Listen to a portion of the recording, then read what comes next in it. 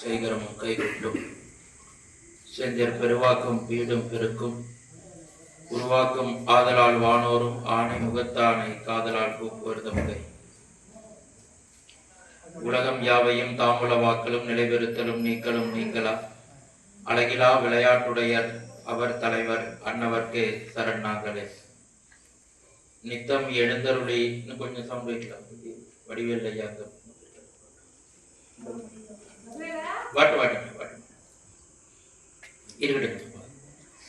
நித்தம் எழுந்தருளி நிர்மலனை எந்தனக்கு புத்தி மிக மிக போதித்து சித்தமயம் போக்குவார் இன்ப சுக புரணத்து இரண்டும் அறவே ஆகுவாய் கீழ காசாக்குடியின் வளர்ப்பண்ணை அருள்மிகு சீதனா தேவியே ஆதி சங்கரிடம் என் அத்வைதமாய் வந்து நீதி நெறி காட்டுகிற நிர்மலமாய் சோதியின சந்திர சேகரராய் சந்ததி எம்மின் குருவாய் வந்தார் திருவடி வணங்குவார். ஜெய ஜெய சங்கர ஹர ஹர சங்கர ஹர நம பார்வதி பதையே நாடுடைய சிவனே போற்றி ராமச்சந்திரமூர்த்திக்கு சீதா பிராட்டியாருக்கு ஆஞ்சநேய சுவாமிக்கு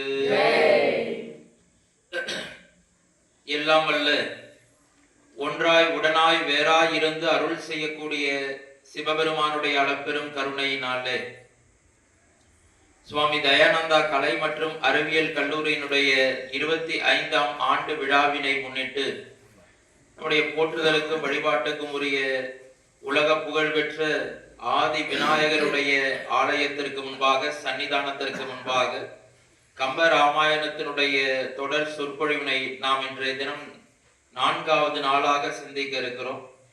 நாளைய தினம் சொல்லின் செல்வன் என்று வெள்ளிக்கிழமை, சன்னிக்கிழமை என்று சுந்தரகாண்டம் என்ற தலைப்பிலும், ஞாயிற்றுக்கிழமை என்று ஸ்ரீ ராமர் சந்திரமூர்த்திக்கு பட்டாபிஷேக பெருவிழாவையும் நாம் நடத்த இருக்கிறோம். ஆகவே கதைப்படி மிக வேகமாக கதை தலைப்பு இருந்தாலும் ஒவ்வொரு நாளும் கதையை தொடர்ந்து நாம் பார்த்த வண்ணம் இருக்கிறோம்.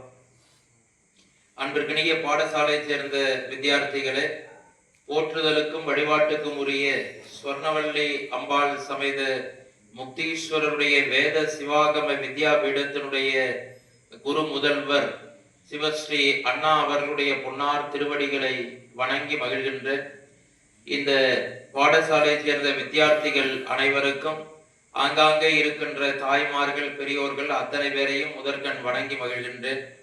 இன்றைய தினம் நாம் ஜடாயு மோக்ஷம் என்ற தலைப்பிலே உரையாற்ற இருக்கிறோம்.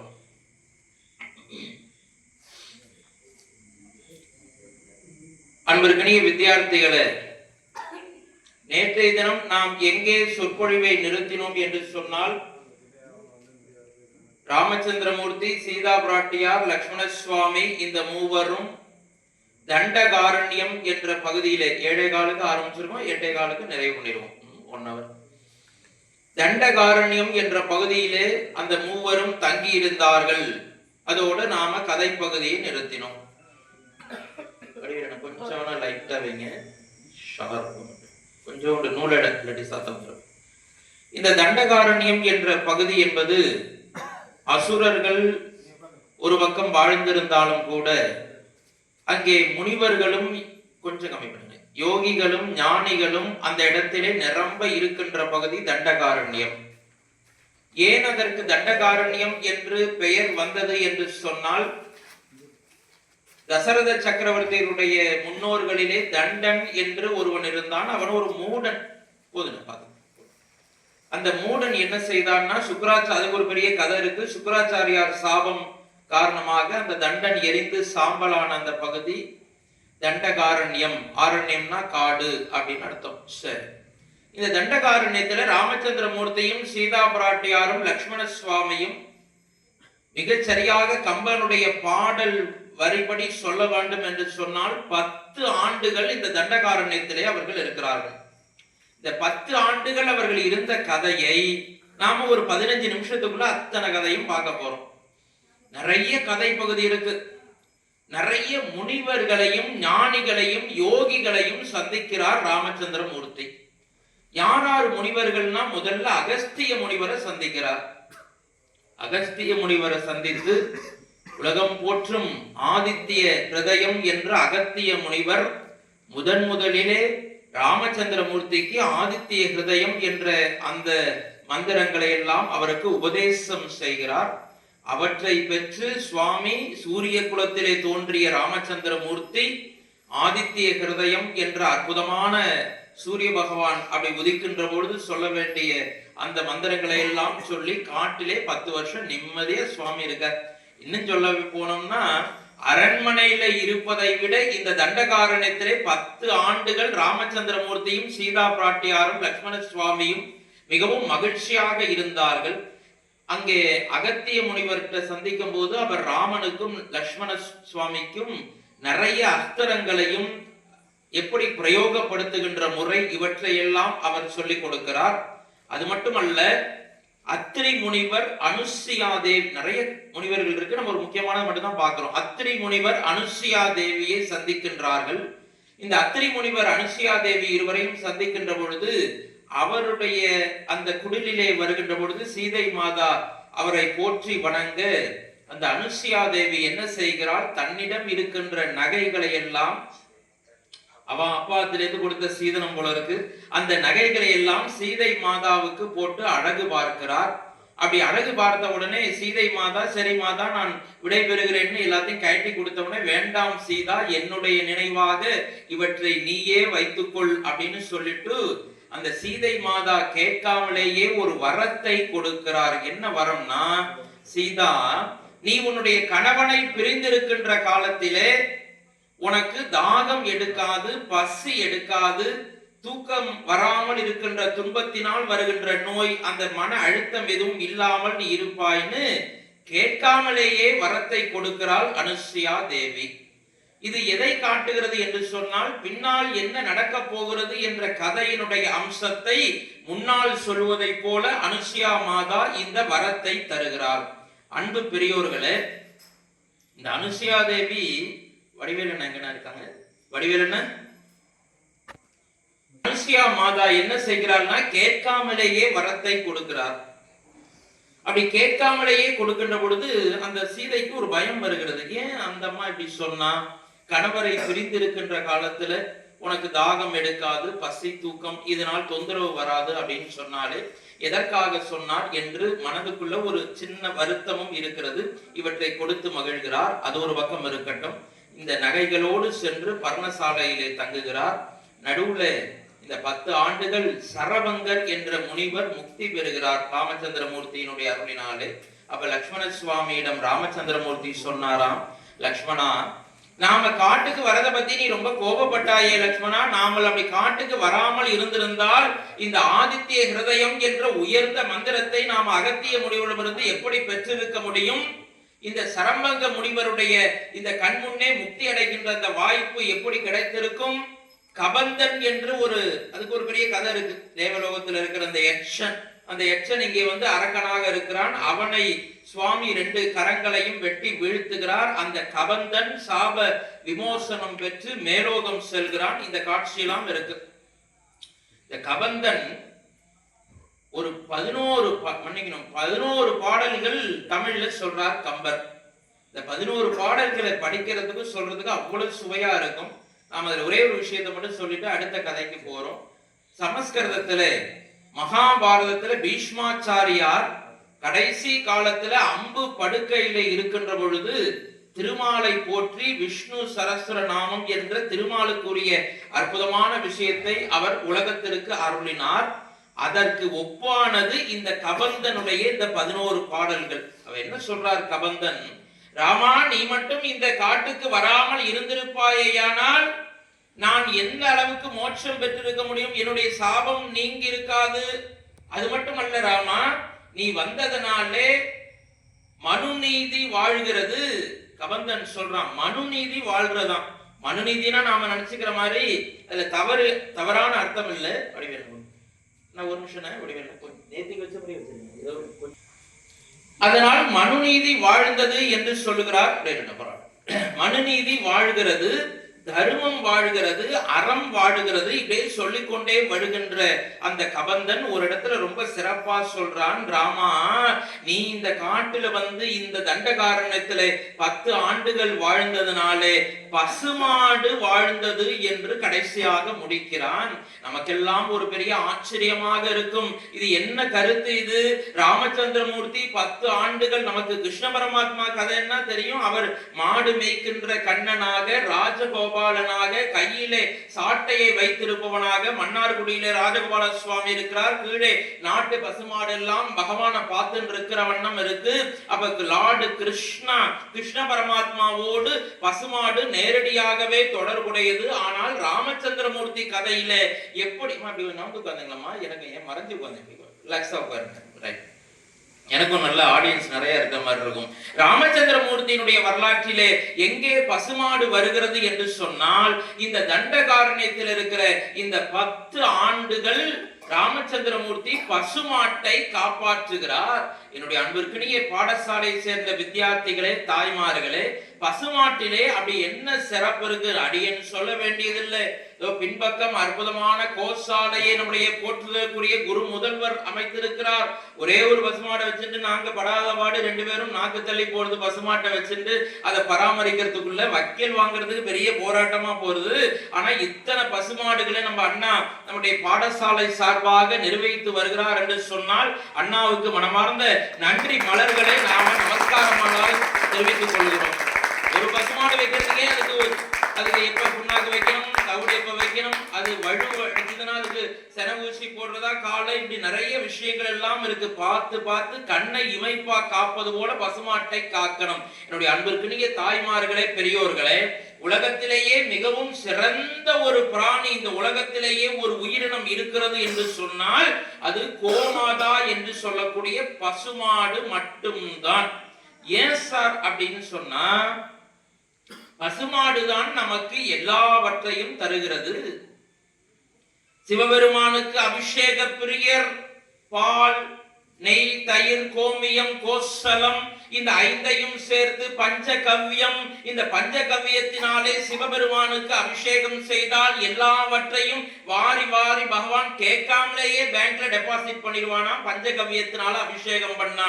அடியேன்னு சொல்லல, அப்பர் பெருமான் சொல்லுகிறார், பூவனுக்கு அருங்கலம் பொங்கு தாமரை, ஆவினுக்கு அருங்கலம் அரண் அஞ்சு ஆடுதல், கோவனுக்கு அருங்கலம் கோட்டம் இல்லது, நாவனுக்கு அருங்கலம் நமச்சிவாயவை என்று சொல்லுகிறார்.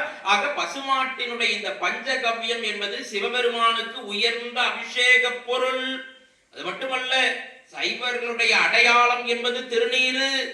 ஞானசம்பந்த பெருமான் சொன்னது போல இந்த திருநீரு நமக்கு இப்ப எங்கேருந்து, நம்ம இப்ப அவசரத்துக்கு வேற வழி இல்லாம கடையில, அதுவும் காதி கடையிலயா பார்த்து வாங்க வேண்டியதா இருக்கு இல்லையா? அது கூட சில நேரம் ரொம்ப கலப்பு வந்துடுறது. நமக்கு திருநீரை தருவது பசுமாடு. சான்றோர்களுக்கு அண்ணாவுக்குலாம் நன்னா தெரியும். அதை ஒரு அழகா வடை மாதிரி தட்டி அதை காய வச்சு, அதை சிவராத்திரி அன்னைக்கு மாதம் வர்ற சிவராத்திரியா இருந்தாலும் பரவாயில்ல, அதை ஓங்கார வடிவத்துல அப்படி கூம்பு போல அடுக்கி வச்சு, அதுல இடையில கருக்காக்களை எல்லாம் போட்டு, மேல பச்சை கற்பூரம் கொஞ்சோண்டு தூவி, மேல ஒரு கற்பூரம் வச்சு அதை அப்படியே ஏத்துக்கின்ற பொழுது அது கொஞ்சம் கொஞ்சம் கொஞ்சமாக எரிந்து எரிந்து எரிந்து ஒரு 10 நாள் அப்படியே இருக்கும். 10 நாள் கழிச்சு அந்த வடையை மட்டும் வெளியில எடுத்து நாம அதை சலிச்சு நல்ல புதிய வெள்ளை வஸ்திரத்திலே சலிச்சு அவற்றை திருநீராக நாம் அணிந்து கொள்கிறோம். அப்படி பசுமாட்டினுடைய இந்த சாணம் தான் உயர்ந்த விபூதி என்ற திருநீராக நமக்கு பயன்படுகிறது. ஆக சைவத்திற்கு மிகுந்த உதவி செய்வது பசுமாடு. எரும மாடு செய்யாதா சார்? அதுவும் மாடுதானே, அதுவும் கொம்பு இருக்கு, அதுவும் பால் கொடுக்கிறது. இன்னும் சொல்ல போனா அதோட பால் வேற நல்ல திக்கா இருக்கும். எரும தயிர் ரொம்ப அற்புதமா டேஸ்டா வேற இருக்கும். ஆனால் எரும மாடு தான், பசுமாடு தான் சொல்ற அந்த டியூன்லயே வித்தியாசம் இருக்கு. எரும மாடு தான், பசுமாடு தான். பழைய சினிமா பாட்டு உங்களுக்கு தெரியும், சப்பாத்தி தான், ரொட்டி தான் ஒரு பழைய பாட்டு உண்டு. பசுமாடு தான், எரும மாடு தான். என்னுடைய அன்பிற்கு நீங்க மாணவ செல்வங்களே, உலகத்திலேயே ஒரு விலங்கு உதாரணத்துக்காக சொல்றேன், அப்பதான் உங்களுக்கு புரியணுங்கிறதுக்காக சொல்றேன். ஒரு விஷத்தன்மை கொண்ட ஒரு பொருளை உட்கொண்டு விட்டால் நாம் உட்பட அத்தனை பேரும், நாமோ மனிதர்களோ நாயோ ஒட்டகமோ ஆடு மாடு பள்ளி எதுவாக இருந்தாலும் ஒரு விஷத்தை அது இன்டேக் வாய்க்குள்ள எடுத்திருத்து என்று சொன்னால் உடனடியாக ரத்தத்திலே கலந்து அதனுடைய பால் வழியாக அந்த விஷத்தன்மை வரும். இதுதான் முடியும், இதுதான் அறிவியல். ஆனால் உலகத்திலேயே பசுமாடு, உதாரணத்துக்காக சொல்றது கொஞ்சம் மனசு கஷ்டமா இருக்கு, அப்பதான் புரியும். ஒரு பசுமாடு ஒரு சின்ன விஷ செடியை தின்னுடுத்துன்னு வச்சுப்போம், ஒரு கற்பனை தான். அந்த விஷத்தடியை தின்று விட்டது என்று சொன்னால் அப்ப பால்ல விஷம் ரத்தத்துல உடம்புல கலந்து ரத்தத்திலிருந்து பிரிகின்ற பசும்பால்ல அந்த விஷத்தன்மை இருக்குமா இருக்காதா சார் என்று கேட்டால் இருக்காது. உலகத்திலேயே பசுமாடு மட்டும்தான் தானே விஷத்தை உண்டாலும். எப்படி சார் நீங்க சொல்றீங்க? விஞ்ஞான ரீதியாக சொல்லுகிறேன். நமக்கெல்லாம் ஒரு வயிறு, சில பேருக்கு 2 வயிறு, என்ன மாதிரி ஆளுக்கு. ஆனால் பசுமாட்டுக்கு மட்டும் 4 வயிறுகள் தனித்தனியாக பிரித்து வைத்திருக்கிறார்கள். அதனாலே இந்த பசுமாடு ஒரு காலத்துல விஷத்தை சாப்பிட்டுடுதுன்னு சொன்னா கூட அதனுடைய பாலிலே அந்த விஷம் வராது. ஏனென்றால் தன்னை வளர்ப்பவருக்கு பாலை கூட தான் விஷத்தை அருந்திருந்தாலும் பாலிலே விஷத்தை கலக்காத தன்மை கொண்ட ஒரே ஜீவன் இந்த உலகத்திலே இருக்கிறது என்று சொன்னால் அது பசுமாடுதான். அதனாலதான் பசுமாடு சிறப்பு. அப்ப அந்த விஷம் சாப்பிட்டது என்ன சார் ஆகும்? விஷத்தை சாப்பிட்டு அது எங்கன்னா போகும் அப்படின்னா அதனுடைய லிவர் என்று சொல்லக்கூடிய அந்த பகுதியிலே அது போய் அடைச்சுக்கும். அதுல போய் மேல பேஸ்ட் மாதிரி ஒட்டிக்கும். இதை வெளியில போகணுமோ அந்த லிவர், அதனுடைய லிவர் கெட்டு போயிடக்கூடாது இல்லையா? அதுக்கு என்ன செய்யணும் அப்படின்னா உலகத்திலேயே ஒரே ஒரு மருந்து தான் இருக்கிறது, அகத்திக்கீரை. இந்த அகத்திக்கீரை ஏன் நமக்கு அமாவாசை அன்னைக்கு பசுமாடு இதெல்லாம் நம்ம முன்னோர்கள் முட்டாள்கள் இல்லை, நல்லா ஞாபகம் வச்சுக்கணும். நம்மளுடைய முன்னோர்கள் இதுதான் சனாதனம். சனாதன தர்மம் என்றால் என்ன? இதுதான் சனாதனம். முன்னோர்கள் முட்டாள்கள் அல்ல. அமாவாசை அன்னைக்கு எதற்காக அகத்திக்கீரை கொடுக்கணும்னு வச்சா அப்பதான் ஞாபகம் வச்சுப்போம் இல்லையா?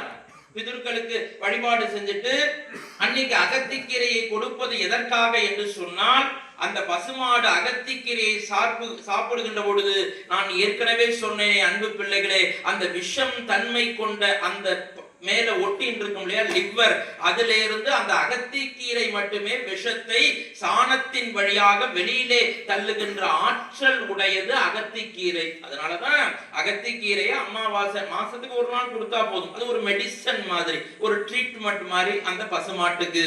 ஆக இப்படிப்பட்ட பசுமாடு மிகவும் உயர்ந்தது. பசுமாடு இல்லை என்றால் ஹோமங்கள் யாகங்கத்துக்கு ஆஜ்யம் நெய் நமக்கு எப்படி கிடைக்கும்? அன்பு மாணவர்களே, பசுமாடு இருந்தால்தான் திருநீரு கிடைக்கும். பசுமாடு இருந்தால்தான் திருப்பதியே இருந்தாலும் பெருமாளுக்கு முதல்ல அந்த திரையை விலக்கிட்டு முதல்ல கோபூஜை, பசுமாடு அப்படி திருப்பி நிக்க வச்சுட்டு கோபூஜை செய்கிறோம். அதனாலதான் நாம கிரகப்பிரவேசம் பண்ணோடனே முதல்ல நாம போய் தவார்னு கால் எடுத்து வைக்காம ஒரு பசுமாடு கண்ணுக்குட்டியை உள்ள அழைச்சுண்டு போறோம். ஆனால் அந்த பசுமாடு கண்ணுக்குட்டி கூட எப்படி இருக்க வேண்டும் என்று சொன்னால் நாட்டு பசுமாடாக இருக்க வேண்டும். இப்பதான் அதுல உள்ள விஷயமே இருக்கு. என்ன நாட்டு ஜெர்சி ஹெச்எஃப் பசுமாடு எல்லாம் பசுமாடு இல்லையா சார் அப்படின்னா பசுமாடுதான். ஆனா பசுமாடுதான். என்னையா சொல்றீங்க அப்படின்னா பசுமாடுதான். ஆனால் திமிழ் இருந்தால் மட்டும் ஒண்ணும் குழப்பிக்கவே வேண்டாம். பசுமாட்டுக்கு இந்த கழுத்துக்கு மேல இதுதான் ராமர் செய்தார், அதற்காக சொல்றேன். அதுல பசுமாட்டினுடைய இந்த திமிழ் இருக்கிறது. எந்த ஒரு பசுமாட்டிற்கு திமிழ் இருக்கிறதோ அது நாட்டு பசுமாடு. நீங்க நாட்டு பசுமாட்டுல செய்யற விபூதி நாட்டு பசு அது கொஞ்சம் தண்ணியாதாமா இருக்கும், பால் திக்கா இருக்காது. இது என்ன தமிழ் பாலா? 1 லிட்டர் வாங்கினா 5 லிட்டர் தண்ணியை ஊத்தலாம், அது பாட்டுக்கு கெட்டியா இருக்கும், அப்பயும் பால் உடையாது. அந்த மாதிரி பண்ண முடியாது இந்த நாட்டு பசுமாட்டுல. ஆனால் மிகுந்த விட்டமின்ஸ் அதிகமான சத்துக்களை உடையது நாட்டு பசுமாட்டினுடைய பால். அதனாலதான் கண்ணகி சிலப்பதிகாரத்துல மதுரையை எரிக்கிறார். அந்த கதை நமக்கு தெரியும். சிலப்பதிகாரத்துல மதுரை எரிக்கிறார். அந்த மதுரையை எரிக்கும் போது அப்படியே டோட்டலா மதுரையே ஃபயர் ஆகணும்னு அவர் சொல்லல. என்ன சொல்றா? அக்னி தேவனை பார்த்து அக்னி பகவான் வந்து கும்பிடுறான். கண்ணகி நான் என்ன பண்ணணுமா? இந்த மதுரையை எரிச்சிடு அப்படின்னு, எல்லாத்தையும் டோட்டலா எரிச்சுட்டுமா, ஃபயர் பண்ணிட்டுமா, அணுகுண்டு போட்ட மாதிரி சாம்பல் ஆகட்டும்னா இல்ல. எதை விட்டுரு அப்படின்னா, அந்தணர்கள் எடுத்த உடனே சொல்றா பிராமணரை விட்டுரு. சார் கண்ணகி பிராமண பொண்ணா இருக்கும் சார், அதனாலதான் சார் முதல்ல பிராமணால வேணும்னு ஐயர்லாம் இறைக்கு அவாங்கிறதுனால விட்டுட்டா இல்ல. கண்ணகி ஒரு வைசிய சமுதாயத்தை புரிய வேண்டும் என்பதற்காக சொல்லுகிறேன். வியாபாரம் செய்கின்ற அந்த பிரிவை சார்ந்த வைசியர், இன்னும் சொல்ல போனால் செட்டியார் சமுதாயம், வாணிப செட்டியார், அந்த பிரிவை சார்ந்தவர். வேதம் போதக்கூடிய அந்தணர்களை விற்று அக்னி பகவானே. அப்புறம் அந்தணர் மட்டுமல்ல, பசுமாட்டை எல்லாத்தையும் விட்டுரும். கண்ணகி சொல்றா பசுமாடை ஒண்ணு கூட அதை டிஸ்டர்ப் பண்ணாத, பசுமாடை எல்லாத்தையும் விட்டு, அந்தணர்களை விட்டுவிடு, முதியோர்களை விட்டுவிடு, வயதானவர்கள் ரொம்ப கஷ்டப்பட்டு நோய்வாய்ப்பட்டு இருந்தாங்கன்னா அவங்கள போய் இனிமே எரிச்சு என்ன பண்ண போற, அவர்களை விட்டுடு, சின்ன குழந்தைகளை விட்டுடு. அப்ப யாரை போய் எரிக்கணும்னா தீத்திரத்து பக்கமே செல்க. யாரெல்லாம் மதுரையிலே அயோக்கியர்களாக தீயவர்களாக இருந்தார்களோ அவர்கள் பக்கமே நீ செல்ல எரிக்க வேண்டும் என்று கண்ணகி சொல்லுகிறார். ஞானசம்பந்த பெருமான் வாழ்க அந்தனர் வானவர் ஆனினும் வீழ்க தன்புணல் வேந்தனும் ஓங்குக ஆழ்க தீயது எல்லாம் அரண் நாமமே சூழ்க வையகம் துயர் தீர்க்கவே. நம்முடைய துயர் போக வேண்டும் என்றால் அந்தணர்கள் வாழ வேண்டும், அந்தணர்கள் வாழ வேண்டும் என்றால் பசுமாடு வாழ வேண்டும், பசுமாடு இருந்தால் தான் ஹோமம் யாகம் பால் நெய் அபிஷேகம் செய்வதற்கு கிடைக்கும் என்று ஞானசம்பந்த பெருமானும் பசுமாட்டை உயர்வாக சொல்லுகிறார். யாவர்க்குமாம் இறைவர்கோர் பச்சிலை, யாவர்க்குமாம் பசுவிற்கோர் வாயுரை என்று திருமூலர். பசுமாட்டுக்கு நீ பெரிய சாமி கும்பிடணும்னு அவசியம் இல்லை. எனக்கு பூஜை புனஸ்காரம் இதெல்லாம் தெரியாது சார், கோயிலுக்கு போறதும் எனக்கு கஷ்டமா இருக்கு, எது ரொம்ப ஈஸியான வழிபாடா சொல்லுங்க. ஒவ்வொரு நாளும் நான் ஞாபகம் வச்சுட்டுலாம் கோயிலுக்கு போக மாட்டேன், பிரதோஷமா அது பாட்டுக்கு போறது, நான் என் வேலையை பார்க்க தான் நேரம் சரியா இருக்கு அப்படின்னு சொல்பவர்கள் கூட பசுமாட்டுக்கு கொஞ்சோண்டு அருகம்புள்ளையோ இல்ல ஒரு ஏதாவது ஒரு சின்ன அகத்திக்கீரை கட்டை கொடுத்துட்டு நீங்க போனா அதுவே சிவபூஜை செய்ததற்கான பலன் என்று திருமூலர் மிக அற்புதமாக சொல்லுகிறார். ஆக பசுமாடு பசுமாடுதான், எரும மாடு எரும மாடுதான். அதனால்தான் ராமச்சந்திரமூர்த்தி பசுமாட்டை இந்த 10 ஆண்டுகள் தண்டகாரண்யத்தில் இருக்கின்ற பொழுது பசுமாட்டை காப்பவராக இருக்கின்றார் என்று பார்க்கிறோம்.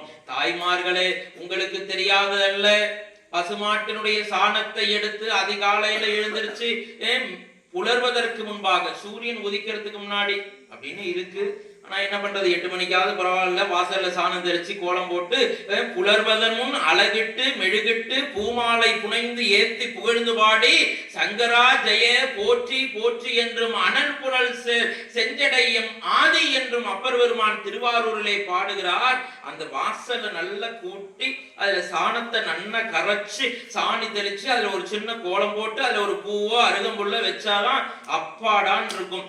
அன்பு பெரியோர்களே, தாய்மார்களே, உலகத்துல எந்த ஒரு மன்னிக்கணும், கொஞ்சம் இறங்கி வந்து பேசுற மாதிரி நினைக்க வேண்டாம். பசுமாட்டினுடைய சிறப்பை சொல்வதற்காக அவ்வாறு பேசுகிறேன். உலகத்திலே ஏதாவது ஒரு விலங்கினுடைய மலத்தை, ஏதாவது ஒரு விலங்கினுடைய சிறுநீரை தொடுவதற்கு நாம் மனம் ஏற்றுக்கொள்ளாது. உண்மைதானே? ஒரு நாயோ இல்ல வேற வேற பூனையோ அசிங்க எச்சம் தப்பா நினைக்க வேண்டாம், அப்பதான் இதோட பெருமை தெரியும். அதுக்காக சொல்றேன், வேற ஒரு விலங்கினுடைய அந்த மலத்தையோ சிறுநீரையோ நாம் தொடுவதற்கு கூட அஞ்சுகிறோம். ஆனால் பசுமாட்டினுடைய சாணம், தேவி பாகவதத்துல சிரோ விரதம் என்று இதற்கு தனியா ஒரு பெயர் இருக்கு. விபூதி எப்படி ப்ரிப்பேர் பண்றதுன்னு இருக்கு. பசுமாட்டினுடைய சாணம் நாட்டு பசுமாடா இருக்கணும். அந்த சாணம் கீழே விடுகின்ற பொழுது கீழே விழுறதுக்கு முன்னாடி டக்குன்னு போய் கேட்ச் பிடிச்சுக்கணுமா. நான் காலேஜ் போறதா கேட்ச் பிடிக்கிறதான்னு தெரியல, அதனால டக்குன்னு போய் அதை பிடிச்சுக்கணும். அதுவும் தாமரை இலையில பிடிச்சுக்கணும். அப்படியே கீழே விழுந்துட்டுனா மேல உள்ள சாணத்தையும் கீழே உள்ள சாணத்தையும் எடுத்துட்டு நடுவுல இருக்கிற சாணத்தை எடுத்து அதுல வடை தட்டி அதுல விபூதி பண்ணால் ஞானசம்பந்தர் பெருமான் பாடியதை போல அன்பு வித்தியார்த்திகளே, அந்த விபூதியை எடுத்து நீங்கள் இட்டு விட்டால், அந்த விபூதியை எடுத்து திலகவதியார் அப்பர் பெருமானுக்கு இட்டு விட்டார், அவருடைய அந்த நோயானது அவரை விட்டு நீங்கி போனது. அப்பர் பெருமானுடைய அந்த சூளை நோய், வயிற்று வலி, அதே சூளை நோயை போல கூன் பாண்டியனுக்கு இருந்தது. ஞானசம்பந்த பெருமான் இதே பதிகத்தை எடுத்து பாடி மந்திரமாவது நீரு, வானவர் மேலது நீரு, சுந்திரமாவது நீரு, துதிக்கப்படுவது நீரு, தந்திரமாவது நீரு, சமயத்தில் உள்ளது நீரு, செந்தூர் வாயுங்கன் திரு ஆலவாயான் திருநீரே என்ற விபூதி எடுத்து அப்படி இட்டு விட்டா அந்த பாண்டிய மன்னனுக்கு அந்த வெப்பு நோய் நீங்கியது. எந்த விபூதி? கடையில இருக்கிற 10 ரூபாய்க்கு 1 கிலோ 2 கிலோ அந்த பேக்கெட் இல்ல, நாட்டு பசுமாட்டினுடைய விபூதி. அப்பொழுது நீங்கள் உணர்ந்து கொள்ளுங்கள். இன்னும் ஒருபடி மேலே போய் சொல்லுகிறேன். பஞ்ச கவ்யத்தை யார் ஒருவர் அனுதினமும் கொஞ்சம் கொஞ்சம் எடுத்துக்கிறாரோ, நிறைய வேணாலும் சாப்பிடுங்க, டேஸ்ட் பிடிச்சிருந்தா பிரச்சனை இல்லை, கொஞ்சம் கொஞ்சம் எடுத்துக் கொள்கிறார்களோ அவர்கள் வாழ்நாள் முழுவதும் அவருக்கு கேன்சர் என்ற கொடிய நோய் எட்டி பார்க்காது என்று சொன்னால் இந்த பசுமாடுதானே நமக்கு நடமாடும் தெய்வம். அதைத்தான் ராமரும் போற்றுகிறார், கிருஷ்ண பரமாத்மாவும் போற்றுகிறார். இப்பொழுது சொல்லுங்கள், பசுமாடு பசுமாடுதான், எருமை மாடு எருமை மாடுதான். ஆக இப்படி ஒரு விஷயம் ஒட்டகத்துக்கு கிடையாது. ஏன் சார், சவுதி அரேபியால நான் இருக்கேன், நீங்க சொன்ன இதே ஃபார்முலாவை ஒட்டகத்து சாணத்துல நான் ப்ரிப்பேர் பண்ண முடியுமா? முடியாது. அப்ப பசுமாடுதான் உலகத்திலேயே உயர்ந்த ஜீவன் இல்லையா? கண்ணதாசன் சொன்னார், சத்தியம் நீயே, தர்மத்தாயே, குழந்தை வடிவே, தெய்வ மகளே, ட்ரியோ ட்ரியோ ட்ரியோ டிருன்னு ஒரு எம்ஜிஆர் பாட்டு பாடுவார். ரொம்ப பிடிச்ச பாட்டு எனக்கு இல்லையா? தன்னையே கொடுப்பதில் வாழ்க்கை ஈடு, சம்சாரி வாழ்க்கைக்கு ஒரு பசு மாடு, உன்னையே தந்தாலும் உனக்கு ஏது ஈடு, பூ போல வைத்துன்னை காப்பதன் பாடு என்று சொல்லுவார். வளர்த்தவரே உன்னை மறந்து விட்டாலும், அடுத்தவர் இடத்தில் கொடுத்து விட்டாலும், வளர்ந்த இடத்தை நீ மறக்காத தெய்வம், வாய் மட்டும் இருந்தால் மொழி பேசும் தெய்வம் என்று சத்தியம் நீயே, தர்மத்தாயே, குழந்தை வடிவே, தெய்வ மகளே என்று இந்த பசுமாட்டினுடைய சிறப்பை பாடுவார். ஆக பசுமாட்டை தான் இந்த தண்டகாரண்யத்திலே 10 ஆண்டுகள் ராமச்சந்திரமூர்த்தி பசுமாட்டு பின்னோடியே இருக்கிறார், அதோடு வாழ்கிறார், அத்திரி முனிவரை சந்திக்கிறார். இதெல்லாம் நிறைய ரிஷிகள், இந்த கதையெல்லாம் நடந்து கொண்டே இருக்கிறது. அதனால் அன்பு தாய்மார்களை மறந்து விடாதீர்கள். நமக்கு தாய்மார்களுக்கு தெரியறது பெரிய விஷயம் இல்லை, இந்த குழந்தைகளுக்கும் வித்தியார்த்திகளுக்கும் இது மனசுல ஆழமா பதியணும். எதிர்காலத்துல நீங்க எங்க போய் வேலைக்கு போனாலும் ஒரே ஒரு பசுமாடு, ஒரு கண்ணுக்குட்டி, சாஸ்திரத்துக்கு அதுவும் திமிழ் இருக்கிற, நான் சொன்னது ஞாபகம் வச்சுங்க, இந்த முதுகு பகுதியிலே திமிழ் இருக்கின்ற பசுமாடாக இருக்குமேயானால் உங்க வீட்டுல அஷ்டலட்சுமியும் நிரந்தரமாக உங்களுடைய வீட்டிலேயே இருக்கும். ராமச்சந்திரமூர்த்திக்கு அப்படிப்பட்ட தண்டகாரண்யத்திலிருந்து சுவாமி சீதா பிராட்டியார், லக்ஷ்மண சுவாமி உட்பட அடுத்த காட்டு பகுதியினுடைய உள் இடத்துக்கு சென்றார். அந்த இடம் எது என்று சொன்னால் பஞ்சவடி. பாண்டிச்சேரி பக்கத்துல இன்னைக்கும் அப்படி ஒரு ஊர் இருக்கு. அந்த ஊர் தான் இந்த ஊரான நமக்கு ஆராய்ச்சி இல்லாம சொல்ல முடியாது. இருந்தாலும் அதுவும் பஞ்சவடி தான். அங்கே நமக்கு நங்கநல்லூர்ல ரமணன் அண்ணா ஒரு பெரிய ஆஞ்சநேயர் சுவாமி அங்க வச்சிருக்காரு இல்லையா? அது மாதிரி நம்ம இங்க ஆலங்குடி கூட மகா சங்கடகர ஆஞ்சநேயர் வச்சிருக்கார். அதுபோல அந்த பஞ்சவடியிலும் ஆஞ்சநேயர் சுவாமி பெரிய ஆஞ்சநேயர், விஸ்வரூப ஆஞ்சநேயர் இருக்கார். What is mean by Panchavati?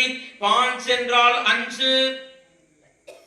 5 ஆலமரங்கள் இருக்கின்ற அற்புதமான இடம் அது பஞ்சவடி.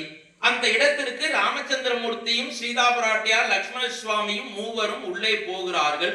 உள்ளே போகின்ற பொழுது கதையை நன்றாக கூர்மையாக கவனியுங்கள் பெரியோர்களே. இந்த 1 மணி நேரம் அப்படியே வாழ்ந்து கொண்டு வர்றோம். அதுக்குதான் இந்த கதை. ஒரு பெரிய உருவம், இமயமலையை போல ஒரு பெரிய உருவம் அப்படியே கருகருன்னு உட்கார்ந்து 2 கண்ணு மட்டும் அப்படி லேசா திறந்தது. பெரிய அழகு. அந்த அழகுனாக்க அவ்வளவு ஒரு பிரம்மாண்டமான அழகு. அது என்ன கேட்டதுன்னா, யார் நீங்கள், நில்லுங்கள் அப்படின்னு சொன்னது.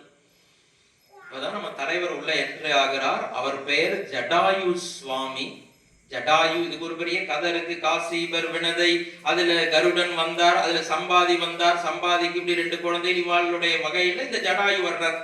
காசிபர் வினதையுடைய பேரன்னு வச்சுக்கோளேன். அப்படி இந்த ஜடாயு சுவாமி எப்படி இருக்கிறார்னா, ஏன் அவருக்கு ஜடாயு என்று பெயர் வந்தது என்று சொன்னால், கம்பர் சொல்லுகிறார், சிவபெருமானை போல கற்றை கற்றையாக கற்றை கற்றையாக சட்டை சட்டையாக அவருக்கு ரோமங்களும் ரக்கைகளும் இறகுகளும் இருப்பதனாலே அவருக்கு ஜடாயு, கழுகு அரசன். இந்த ஜடாயு மோஷன் கேட்ட பிற்பாடு நீங்க மனசுல ஒரு தெளிவு பண்ணிக்கணும். இனிமே நம்ம சாதாரணமா அப்படி வெளியில போகும்போது ஆகாயத்துல எங்கேயாவது பார்ப்போம், கழுத்துல வெள்ளையா இருந்ததுன்னா கருட தரிசனம் என்று சொல்லுவோம். ஞாயிற்றுக்கிழமை அன்னைக்கு பார்த்தா ஒரு பலன், திங்கள் செவ்வாய்னு ஒவ்வொரு நாளைக்கும் இந்த கருடனை பார்த்தால் ஒவ்வொரு பலன் உண்டு. இனிமேல் நீங்கள் கழுக பார்த்தீங்கன்னா மனம் வெறுக்க வேண்டிய அவசியம் இல்லை. இந்த சொற்பொழிவு அதை நினைச்சுக்கோ. ஏனென்றால் இந்த கழுகு அத்தனையுமே ஜடாயுனுடைய அந்த வம்சத்தை சார்ந்த கழுகுகள். கழுகை நாம தவறாக நினைக்க வேண்டாம். இனிமே கழுக பார்த்தா ஜடாயு சுவாமி என்று நினைத்துக் கொள்ளுங்கள். இந்த சிவகுமாருடைய சொற்பொழிவு கேட்ட பிற்பாடு அப்படிப்பட்ட ஜடாயு இந்த உலகத்திலேயே யாரும் செய்யாத ஒரு அற்புதமான பணியை ராமச்சந்திரமூர்த்திக்கு செய்தார். ராமச்சந்திரமூர்த்தி அப்படி யார் என்று கேட்டவுடனே லக்ஷ்மண சுவாமி சொன்னார், நீங்கள் யார்? இவ்வளவு பெரிய பறவையாக இருக்கிறீர்களே, நான் இந்த காட்டுக்கே அரசன், கழுகு அரசன் ஜடாயு என்று பெயர். நீ யாரப்பா? இவர் நிற்கிறாரே எங்க அண்ணா ராமச்சந்திரமூர்த்தி. அயோத்தியாவிலே தசரத சக்கரவர்த்தியுடைய குமாரர் நாங்கள். அவர் ராமண்ணா, அது எங்க மன்னி சீதா மாதா, அடியன் லக்ஷ்மணன் அவருடைய தம்பி. ஓ, தசரதனுடைய மகனா நீங்கள் அப்படின்னு சொல்லிட்டு அந்த ஜடாயு ஒரே ஒரு கேள்வி கேட்டது. இந்த கதையை கேட்கிறவங்களுக்கே பெரிய புண்ணியம். தாய்மார்களே, மறந்துடாதீங்க. புண்ணியம் இருந்தால்தான் சொற்பொழிவு கேட்கவே வர முடியும். சிவன் அவன் என் சிந்தையில் என்று, அதனாலே அவன் அருளாலே அவன் தாள் வணங்கி சிவபெருமானுடைய கோயிலுக்கு வரணும்னு நினைச்சிட்டு இருந்தா கூட சிவபெருமானுடைய அருள் இருந்தால் மட்டுமே அந்த ஆலயத்திற்கு போக முடியும். இது உங்களுக்கே நல்லா தெரியும். பிரதோஷத்தன்னைக்கு குளிச்சு கிளம்பி ரெடியா அருகம்புல் மாலை பூ எல்லாம் வாங்கி கட்டி ரெடியா வச்சிருப்போம். 4:45 வீட்டை பூட்டலாங்கும் போது யாராவது கல்யாண பத்திரிகை வைக்கிறதுக்கு ஓர்படியா பெரியம்மா கொழுந்தனாருன்னு வந்துருவாங்க. அது அப்படியே போயிடும். இந்த பூவை எடுத்து எழுத்த வீட்டு அம்மாட்ட கொடுத்து நீங்க போகும்போது இதை கொடுத்துருங்க, நான் காப்பி போட்டு கொடுத்துட்டு பொறுமையா வர்றேங்கிறதுக்குள்ள பிரதோஷமே முடிஞ்சு போயிடும். அப்ப சிவபெருமானுடைய அருள் இருக்குமே யானால் மட்டுமே உங்களால் சிவ ஆலயத்திற்கு வர முடியும். அதுபோல இந்த ஜடாயு சுவாமி ஒரு கதை. இந்த ஜடாயு மோட்சம் என்பதே ஒரு அற்புதமான கதை. அதனால கொஞ்சம் கூர்ந்து நன்றாக கவனிங்கள் அன்பு பெரியோர்களே, தாய்மார்களே. இந்த ஜடாயு சுவாமி கேட்டார், என்னுடைய தம்பி தசரதன் நலமாக இருக்கிறானா? என்ன தம்பியா? அப்பதான் ராமச்சந்திரமூர்த்திக்கே தெரிஞ்சது, என்ன தம்பிங்கிறார் நம்ம அப்பாவை. நம்முடைய தந்தை தசரத சக்கரவர்த்திய இவர் தம்பி என்று உறவு கொண்டாடுகிறாரே அப்படின்னா, இந்த ஜடாயுவும் தசரத சக்கரவர்த்தியும் ஏற்கனவே இருவரும் நண்பர்களாக அண்ணன் தம்பிகளாக பழகி இருக்கிறார்கள். அதனால் தசரத சக்கரவர்த்தி என்னுடைய தம்பி தசரதன் நலமா என்று ஜடாயு அந்த பெரிய பறவை கேட்டவுடனே ராமச்சந்திரமூர்த்தி சொன்னார், இல்லை சுவாமி, அப்பா தவறிட்டார், நம்மளை விட்டு அவர் வைகுண்டம் போயிட்டார்னு சொன்ன உடனே இந்த ஜடாயு என்ன பண்ணித்தான், பாருங்க, ஒரு பறவைன்னு நினைக்கிறோம் இல்லையா, அது பறவை இல்ல, தெய்வம். அந்த ஜடாயு என்ன பண்ணித்தான், பக்கத்துல நெருப்பை மூட்டி, என் தம்பி தசரதன் இறந்த பிற்பாடு இந்த உலகத்திலே நான் வாழ விரும்பவில்லை என்று நெருப்பை மூட்டி அதிலே குதிப்பதற்காக ஜடாயு போனாராம். உடனே ராமச்சந்திரமூர்த்தி கன நேரம் கூட தாமதிக்காமல் வேகமாக சென்று ஜடாயு சுவாமியுடைய பெரிய அந்த கால்கள் அப்படி ஜம்முன்னு இருக்கிற இவ்வளவு வசரத்துக்கு இருக்க அந்த கால்களை போய் இருக கட்டி கொண்டார். அண்ணா கட்டி குடிச்சாருன்னு தம்பியும் போய் இன்னொரு கால்ல இருக கட்டிண்டார். ராமச்சந்திரமூர்த்தி சொன்னார், பெரியப்பா, எப்படி பாரு, உலகத்துல யாருக்கும் கிடைக்காத பெரிய பேரு தாய்மார்களே, பெரியப்பா நீங்கள் எங்களை விட்டு போகக்கூடாது பெரியப்பா, ஏற்கனவே தந்தையை இழந்திருக்கிறோம். தசரத சக்கரவர்த்தி தன்னோட அப்பா தம்பின்னா இவர் அண்ணா முறை வேணும். அண்ணா முறைனா எனக்கு பெரியப்பா என்று ராமச்சந்திரமூர்த்தி அழைத்தாராம்.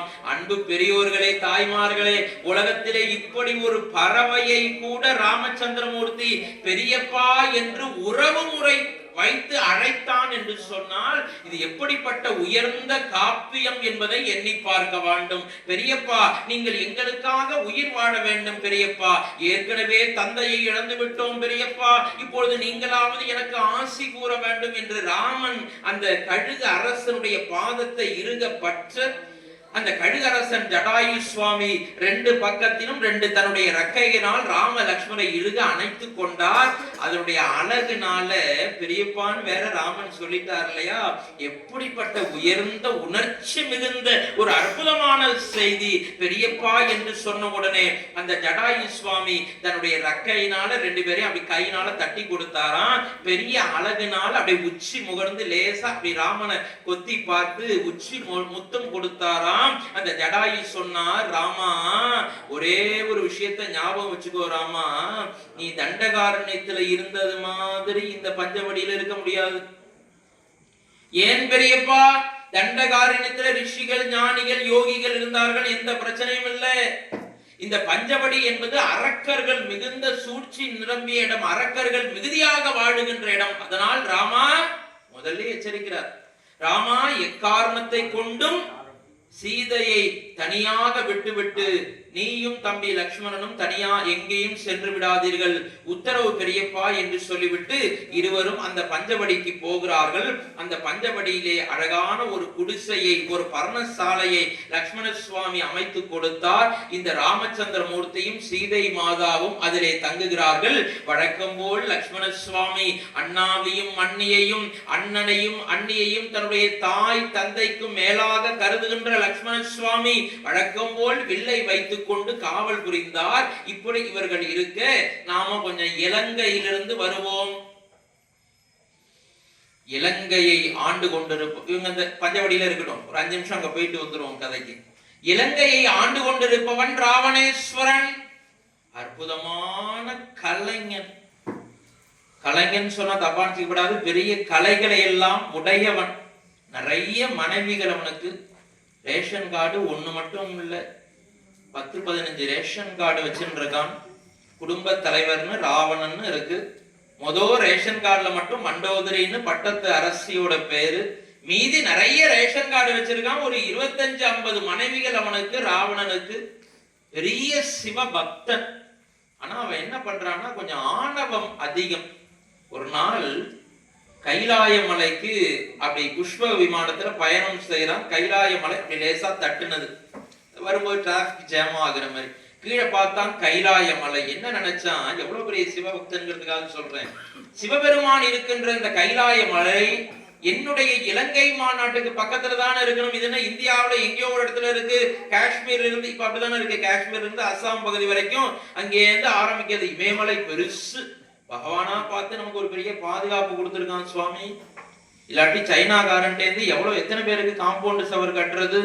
இயற்கையாவே பகவானை ஏற்படுத்திய ஒரு காம்பவுண்ட் சுவர் இமயமலை. கஞ்சன்ஜுங்கா, டார்லிங், மவுண்ட் எவரெஸ்ட், சிம்லான்னு வரிசையா போயிட்டே இருக்கும் அஸ்ஸாம் வரைக்கும். அதுல கைலாயம், இந்த கைலாய மலையில பார்த்த உடனே இது நம்ம நாட்டுக்கு இருக்குன்னு நினைச்சு கீழே போய் பெயர்க்க முற்பட்டான். அப்படி போய் அப்படி லேசா ஆட்டினான், கையை வச்சு 10 கரங்களை வச்சு பெயர்த்தானா ராவணன். பேத்த உடனே சிவபெருமான் யோக நிஷ்டையில அமர்ந்திருந்தார். பார்வதி தேவி கொஞ்சம் லேசாக பூகம்பம் ஆடின மாதிரி இருந்தா பயம் வரும் இல்லையா. பக்கத்துல சுவாமி இது என்ன பூகம்பம், கைலாய மலையே லேசாக ஆடுகிறது என்று சொல்லி பார்வதி தேவி வேகமாக சென்று பயத்தினால் சிவபெருமானை இறுக அணைத்து கொண்டாள் பார்வதி தேவி.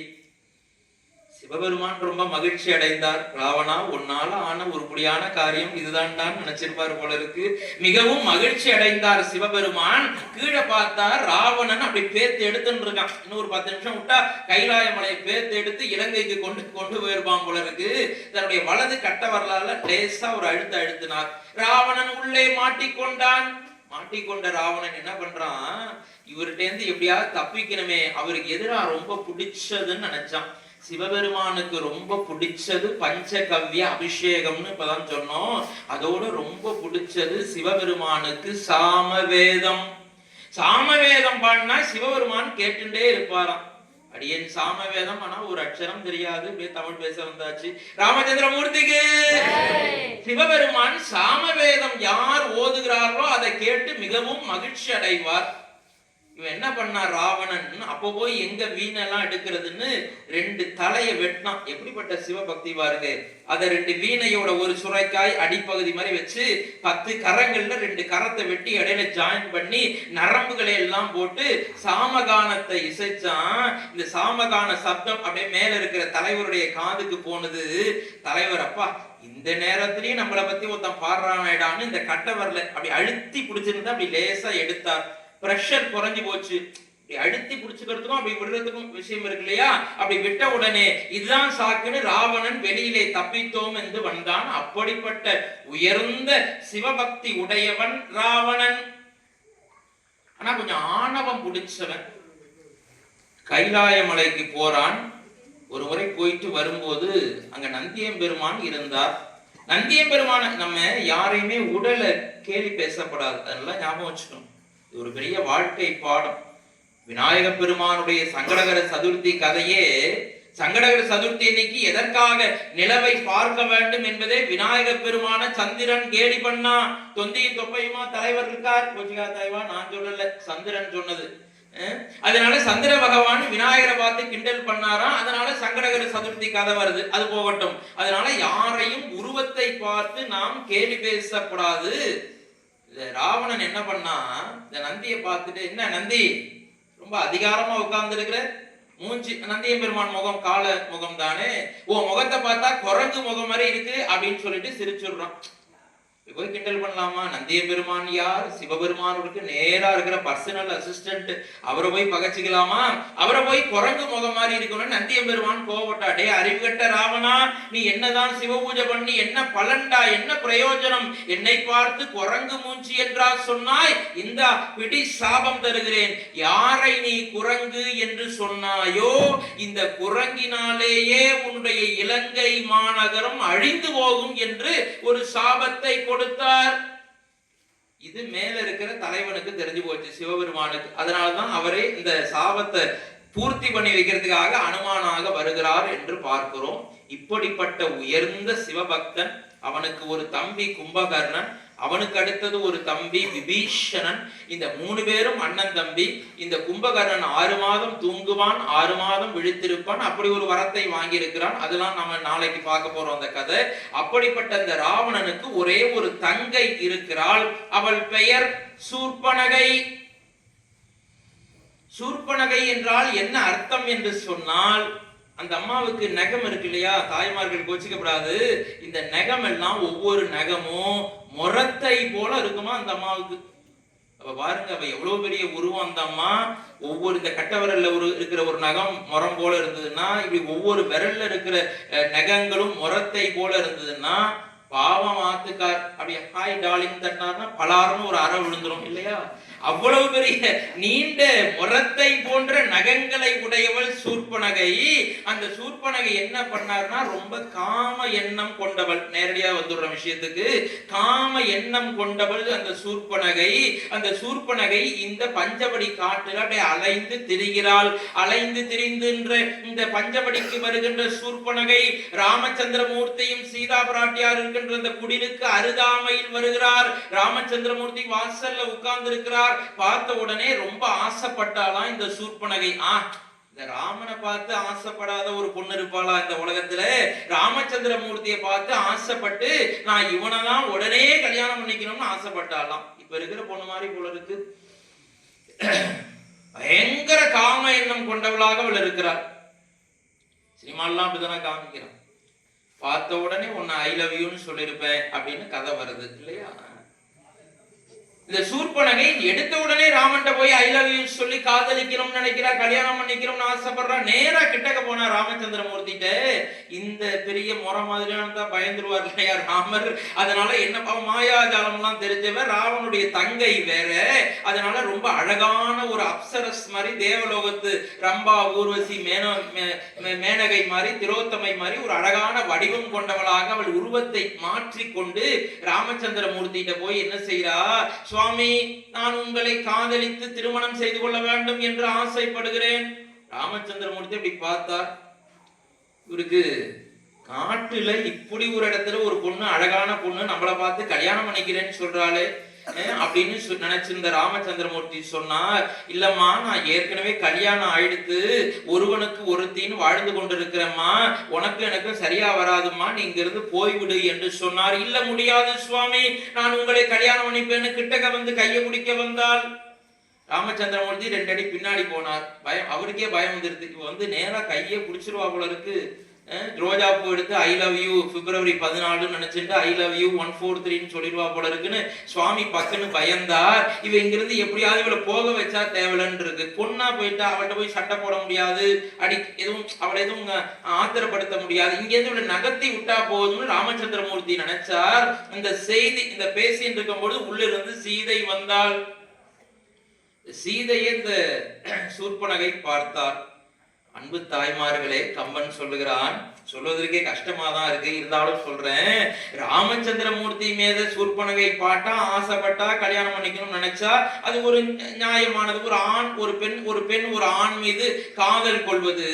இந்த சூர்பனகை இந்த சீதையை பார்த்தாலாம், சீதையை பார்த்தோன்னே இந்த சூர்பனகை என்ன நினைச்சாலாம், சீதை இவ்வளவு அழகாக இருக்கிறாளே, ஓ இந்த சீதை இருப்பதனால்தான் என்னை இந்த ராமன் கல்யாணம் பண்ணிக்க மாட்டேங்கிறான் போல இருக்கு அப்படின்னு நினைச்ச உடனே இவள் என்ன செய்தார், ராமச்சந்திரமூர்த்தி எப்படியாவது கொஞ்சம் நகர்த்தி விட்டா போதும்னு இந்த வருமா சூர்பனகை, எனக்கு கல்யாணம் ஆயிடுத்து, இவ தான் என்னுடைய மனைவி, ரேஷன் கார்டு எல்லாம் இருக்கு, அதனால இனிமே நீ என்ன கல்யாணம் பண்ணிக்க முடியாதும்மா.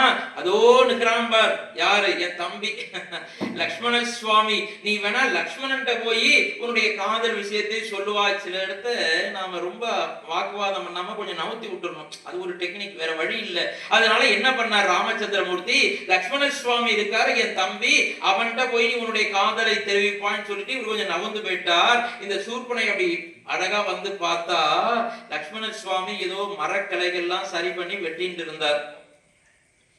கிட்டக்க வந்து பார்த்தா சூர்பனகை, நல்ல வேளை ராமனை கல்யாணம் பண்ணிக்கலன்னு நினைச்சாலும். ஏன்னா ராமன் கருப்பா இருக்கான், நம்ம லக்ஷ்மண சுவாமி நல்ல சகச்சவேல்னு எம்ஜிஆர் கலர்ல ஜம்முன்னு ரோஸ் கலர்ல லக்ஷ்மண சுவாமி இருக்கார். ஓ நல்ல வேளை ராமனை கல்யாணம் பண்ணியிருந்தா கூட அழகா இருக்கான், ஆனா கொஞ்சம் கருப்பா இருக்கான். இந்த லக்ஷ்மண சுவாமி அழகாவும் இருக்கான், சிகப்பாவும் இருக்கான். நேரா போய் லக்ஷ்மண சுவாமியே நான் உன்னை திருமணம் செய்து கொள்ள வேண்டும் அப்படின்னு கிட்டக்க போய் பேசினான். அவரை ஏற்கனவே ஆதிசேஷன் என்ற பாம்பினுடைய அம்சம் அப்படி புஷ்னு ஒரு சீரு சேர்னார். நில், யார் நீ அப்படின்னார். எடுத்த உடனே, இல்லை நான் உங்களை திருமணம், நான் 14 வருஷம் காட்டுக்கு வந்திருக்கேன், உன்னை கல்யாணம் பண்ணிட்டு குடும்பம், இதுக்கெல்லாம் எனக்கு நேரம் கிடையாது, எங்க அண்ணா மண்ணைக்கு பாதுகாப்பா வந்திருக்கேன், கீழே கூட உட்காராம நின்று கொண்டே கண்ணை இமைக்காமல் நான் காத்து கொண்டிருக்கிறேன், அதனால இங்கிருந்து சென்று விடு. இல்லை லக்ஷ்மணா, நான் உன்னை திருமணம் செய்து கொண்டே ஆக வேண்டும் என்று சொல்லி வேகமாக சென்று லக்ஷ்மண சுவாமியுடைய கையை பற்றி இழுப்பதற்காக போனால் லக்ஷ்மண சுவாமிக்கு கோபம் வந்தது. இடுப்பில இருந்த வாளை எடுத்து அந்த சூர்பகனுடைய மூக்கை அறுத்து விட்டார் லக்ஷ்மண சுவாமி. மூக்கு அறுபட்டு போன உடனே இவருடைய உண்மையான உருவம் வந்து போச்சு. ஓ என்று அலறினால், துடித்தால், மூக்கை அப்படியே அருந்துபட்ட மூக்கை அப்படியே அங்க கீழே போட்டு அவ பாட்டு ஓட ஆரம்பிச்சால் தெரித்து. லக்ஷ்மண சுவாமி தான் உண்மையாகவே நோஸ் கட் பண்ணவர்.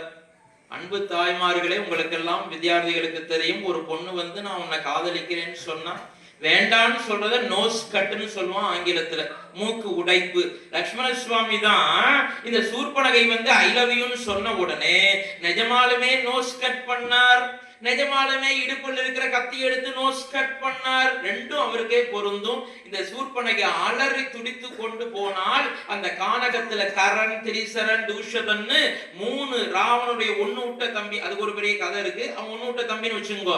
இந்த கரண், திரிசரன், தூஷதன் 3 பேரையும் அலறி பிடித்து கொண்டு நேராக போனால் இந்த கரணும் திரிசரன் தூஷதனும் ராம லக்ஷ்மணரோடு இங்கே சண்டை ஆரம்பிச்சாச்சு. பஞ்சவடியிலேயே வில் அம்பை வைத்து அடிக்கிறார்கள். இந்த மூவரையும் ராமச்சந்திரமூர்த்தி தனி ஆளாக இருந்தே நேரடியாக சொர்க்கத்துக்கு அனுப்பிச்சு வச்சார். இனிமேல் இங்கே இருந்தால் ஆபத்து, அவமானம் என்று கருதிய சூர்பனகை நேராக இலங்கையை பார்க்க ஓடினாள்.